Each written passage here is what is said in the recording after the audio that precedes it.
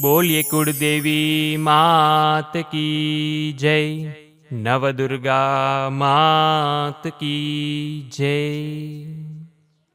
નવરાત્રિમાં માતાજીને અંતિમ દિવસોમાં કરવામાં આવતી ક્ષમા પ્રાર્થના. હે પરમેશ્વરી, મારા વડે રાત દિવસ હજારો અપરાધો થતા રહે છે. આ મારો દાસ છે, આમ સમજીને તમે મારા તે અપરાધો ક્ષમા કરો. હે પરમેશ્વરી, હું આવાહન કરવાનું જાણતો નથી, વિસર્જન કરવાનું જાણતો નથી અને પૂજા કરવાનું પણ જાણતો નથી, માટે ક્ષમા કરો. હે દેવી, મેં મંત્રહીન, ક્રિયાહીન અને ભક્તિહીન જે પૂજા કરી છે તે સર્વે હે સુરેશ્વરી તમારી કૃપાથી પૂર્ણ થાવ.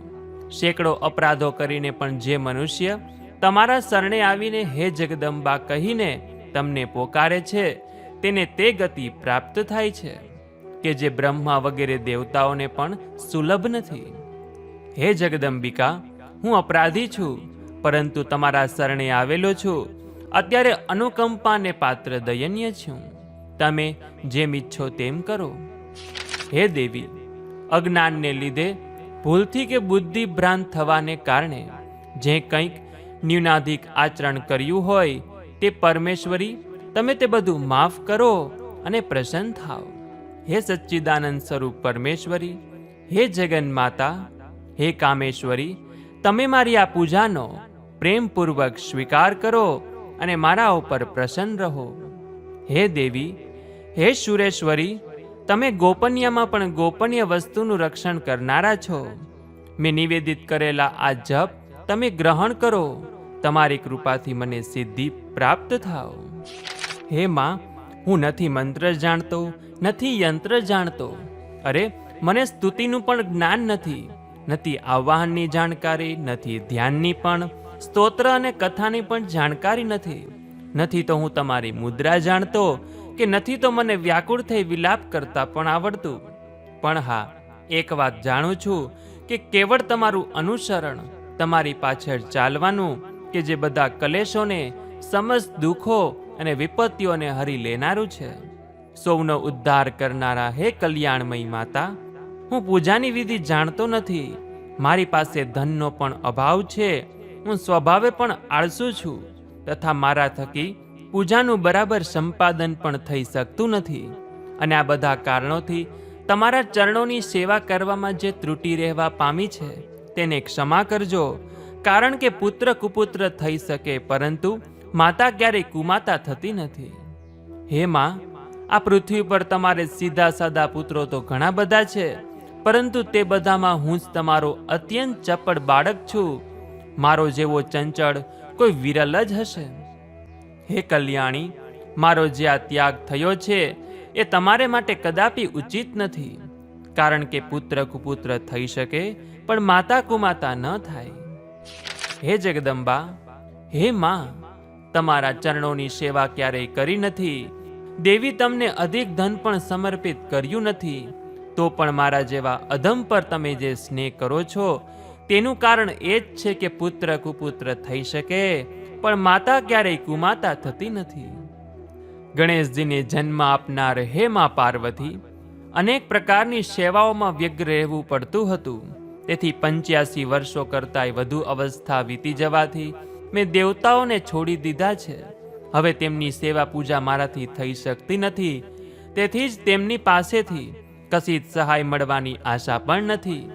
આવી વેળાએ જો તમારી કૃપા નહીં થાય તો આધાર વિહોળો થયેલો હું કોના શરણે જઈશ?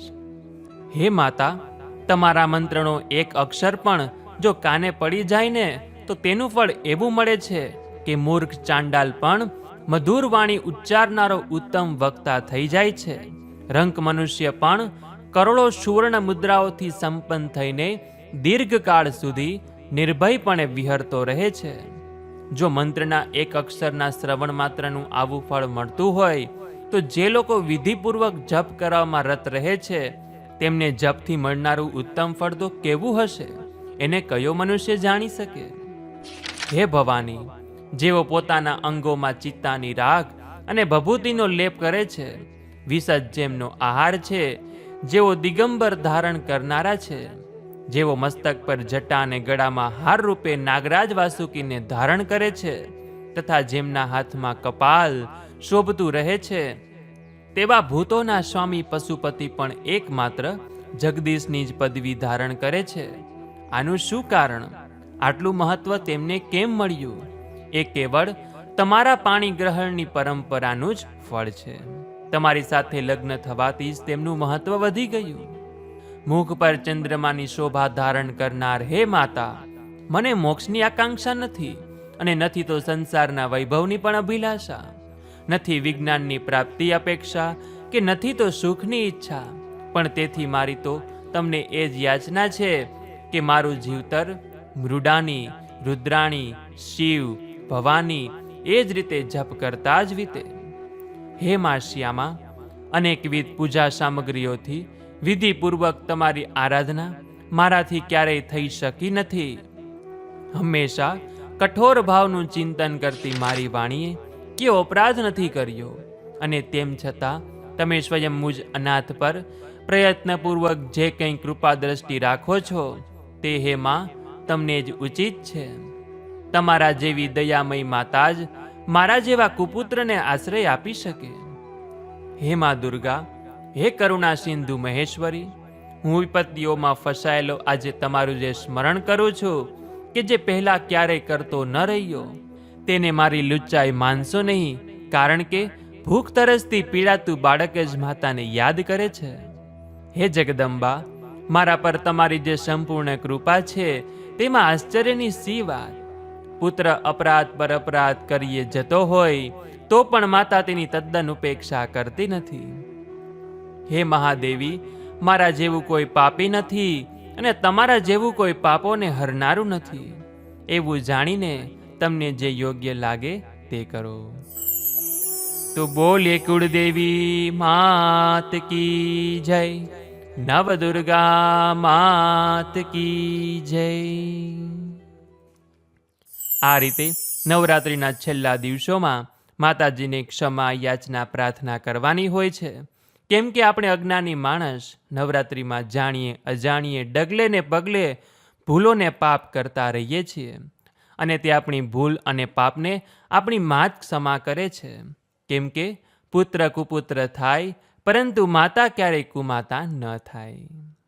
તો આશા છે કે આપ સૌ લોકોએ મારી સાથે માતાજીને સ્તુતિ પ્રાર્થના વિનંતી કરી હશે, અને માં આપ સૌ લોકોનું કલ્યાણ કરે, આપ સૌના પરિવાર ઉપર હંમેશા તેમના આશીર્વાદ બનાવી રાખે, સૌને સુખ સમૃદ્ધિ આપે, રિદ્ધિ સિદ્ધિ આપે, ધન ધાન્યની પ્રાપ્તિ કરાવે. બસ એવી જ અમે માને પ્રાર્થના કરીએ છીએ.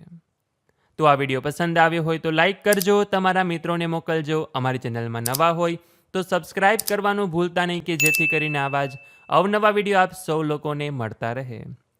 તો આ સાથે હવે મને રજા આપો, મળીશું ફરીથી એક નવા વિડીયોમાં. ત્યાં સુધી આપ સૌ લોકોને અમારી ચેનલના જય શ્રી કૃષ્ણ, જય માતાજી.